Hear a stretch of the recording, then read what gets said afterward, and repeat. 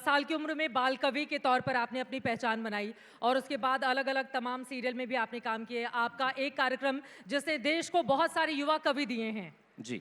यकीनन उसकी भी तारीफ हमारे भी मंच पर जो लोग आते हैं उसका जिक्र वो जरूर करते हैं। जी, वाह भाई वाह। वाह भाई वाह। जी। तो वाह भाई वाह के अंदाज में सबसे पहले क्या, और युवा बहुत बड़ी तादाद में हैं, तो मुझे लगता है कि किससे शुरुआत करेंगे? इनके जोश जुनून जज्बे को जगाते हुए मोहब्बत के साथ, इन्हें जब या भी फिर इनके देखता लिए हूँ, कुछ और भी अलग इन्हें अलग लेकर मैं आए जब भी हैं? देखता हूँ चित्रा, मुझे लगता है कि ये पीढ़ी जो है बड़ी मिसअंडरस्टूड है, इन्हें समझा नहीं गया।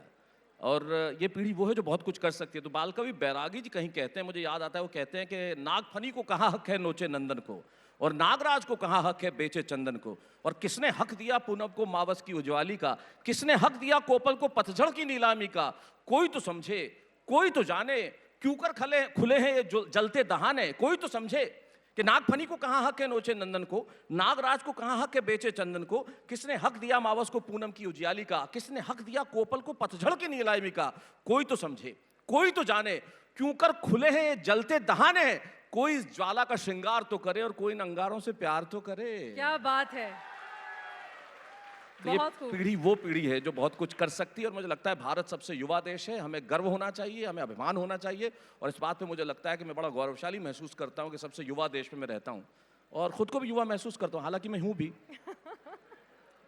चलिए, आपने कहा खुद को युवा महसूस करता हूं और हूं भी, तो युवाओं के लिए कुछ और जो आपके पिटारे में नया हो, क्योंकि लगातार साहित्य आज तक के मंच पर आप आते रहे और बहुत सारी कविताएं आपने कहा है कि कई बार इस मंच पर मैं पढ़ चुका हूं, तो उसको रिपीट नहीं करना है। अब आप गन्ने और के रस युवा वाले, बनने के लिए आप इंस्टाग्राम रील भी बड़े बनाते हैं, नहीं, मैं रील गानों तो के साथ बनाते हैं, तो युवाओं के लिए कुछ गाना हो जाए।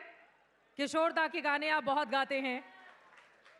देखिए, ये काम मैं मुफ्त में बहुत अच्छे से कर सकता हूँ, क्योंकि इसके मुझे पैसे मिलते नहीं है, तो मैं वैसे ही, अगर आप चाहते हैं तो 2 पंक्तियां सुना देता हूं। बिल्कुल बिल्कुल।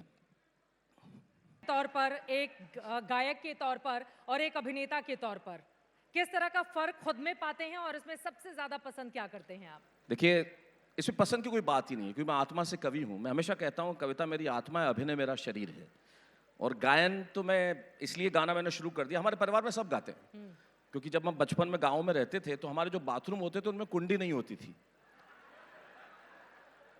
तो जो भी जाता था उसे गाना ही पड़ता था।